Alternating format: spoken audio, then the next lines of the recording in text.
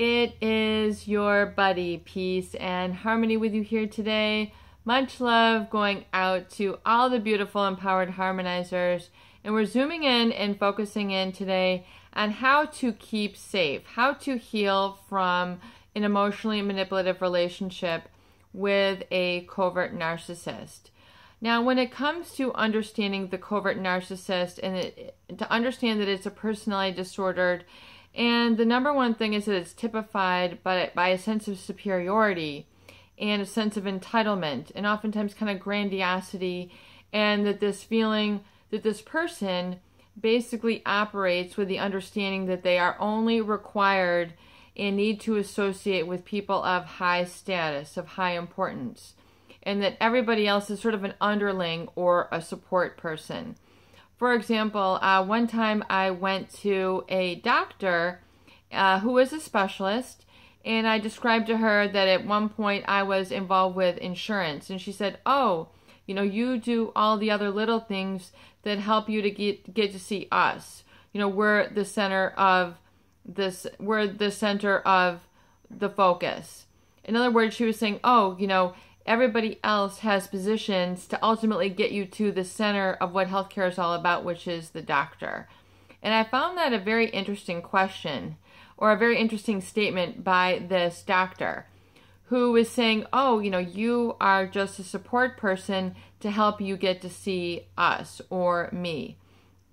And I wasn't taken aback. I was just interested and fascinated by that statement.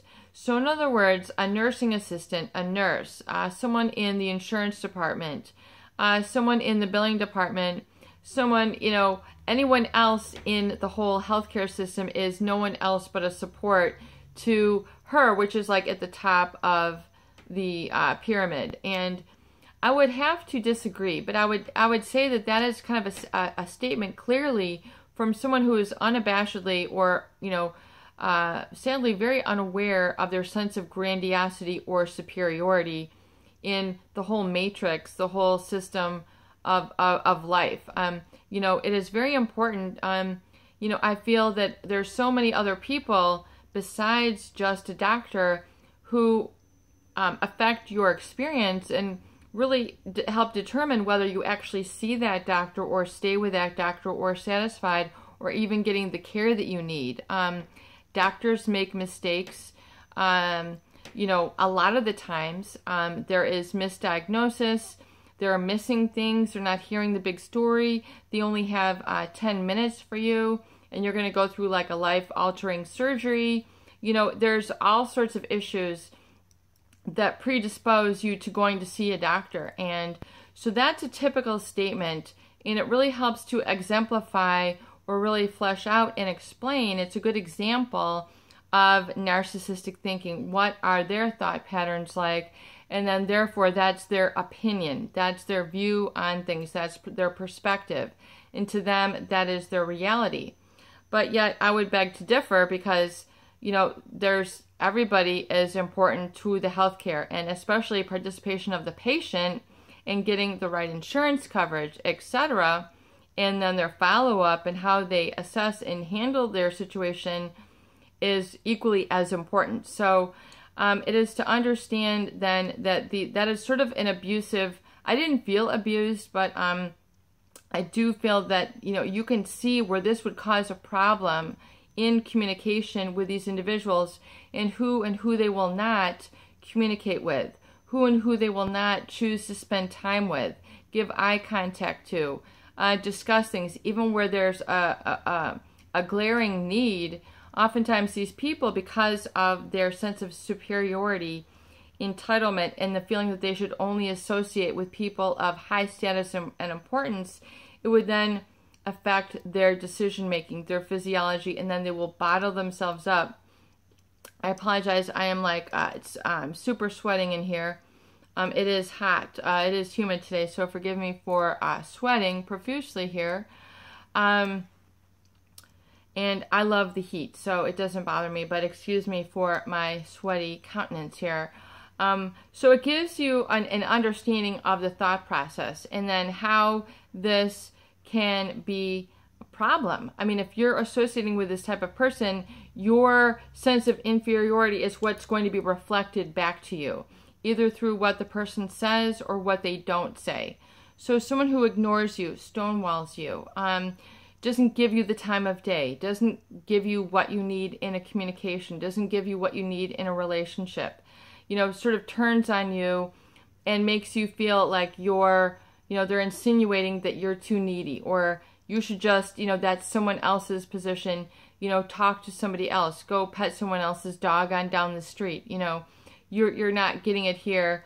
And so they sort of refuse or reject people. And so people do feel abandoned or rejected, or that there's something inherently wrong or inherently shameful about them. And so they have very difficulty then leaving the relationship or growing and then entering into relationships in a strong, clear, cohesive, secure manner, because they've just had sort of an emotional wound, a psychological wound, through the relationship with someone who is covert narcissist. So, and so you can understand the cause that's created this effect of the feeling, and to have you to understand that there's nothing wrong with you. You are not crazy. You're not too sensitive. You're not too needy. You are good enough. You are communicative. You do have the ability to communicate. You can express yourself very simply and clearly. You just need to be able to exercise that and get away from the negative influences and even what I call like the virtual hover. So oftentimes people have difficulty moving on because the experience of this relationship is still sort of running and playing through their mind. So they identify and define themselves by the inferior position in the relationship, and so they're not able to allow themselves to become better, to become stronger, to test their wings, to go out and meet people, go out and pursue professions, because they feel, that who are they? Who am I if I don't take care of this person? Who am I if I leave this person? Who am I if I move out of the range of this person? I have no identity. So it goes to show you that, that you need to fill up your own cup. You need to begin to define yourself by the I am and organized around the positive and your strengths, and then live in your strengths, not living in the weakness as was reflected by this individual, no matter how innocent they may appear. And so it is to understand the shift of energy, shift of perspective, and then allowing of yourself to take full on your emotional charge and become empowered emotionally to move beyond and to release yourself and to know that it is okay. And so to really heal from those wounds, you need to acknowledge the cause that's created the effect. You need to see that you have done nothing wrong. It was just a sort of an unmet need, which is causing you to feel this way and to find yourself this way. So rep with, these feelings and self-vocalizations, either consciously or unconsciously, then organize your identity. If you do it, temperament and mood repeated over time becomes an identity. So your identity then becomes organized around this negative feeling state. So you need to change your feeling state to one of I am strong, I am empowered, I'm happy, I am fun, I am inspired, I am creative, I am looking forward, I am making plans for my future and following up on it. So it's to also understand that the covert narcissist will also interrupt your future planning ability. They will hold you back. So if you feel that you're really kind of like not making plans for your future, you can't find your direction, you don't feel free to just go and live your life, that there's always kind of like a ball and chain holding you back, you have to release, you have to take the ball and chain off the ankle, and you need to walk free. You just need to do it. You need to know that it's okay. And other people, will be there to smile and support you along your journey in the bigger picture. But it is to realize that this relationship can also hold you back from, because you're so in the fight or flight that it doesn't liberate you into the prefrontal cortex area of your mind, which is all involved in planning and judgment and, dreaming of the future and envisioning things. So you need to liberate that part of your life and get into the planning mode. What would you like to do? What would you love to do? What are your short-term goals? What are your now goals? What are your long-term goals?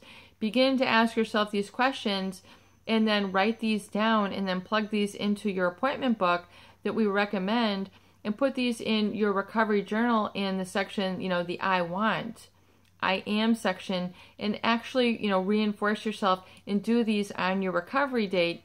And you'll find that day by day, month by month, and year by year, you're getting stronger and stronger, and you're actually becoming the happy, healthy, fulfilled person that's engaging in positive relationships that you were meant to be. This is your buddy, Peace and Harmony, with you here today, and I hope that these videos do help. Please share and please subscribe for more great tools, videos, discussion, and support.